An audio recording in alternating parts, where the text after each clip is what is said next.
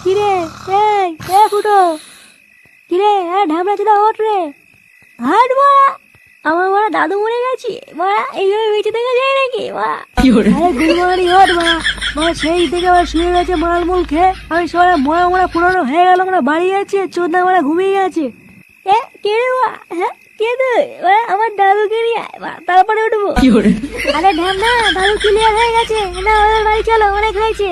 কি বলছি মা, দাদু ক্লিয়ার? মারা দাদু ক্লিয়ার হয়ে গেল?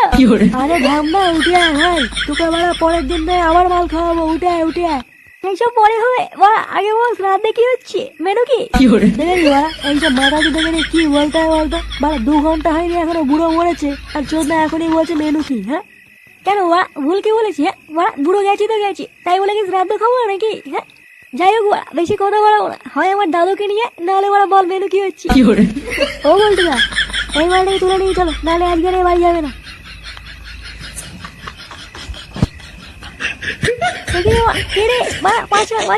খুচরো পয়সা নেই, 5 নাকি সেটা রাখি দেবো মা।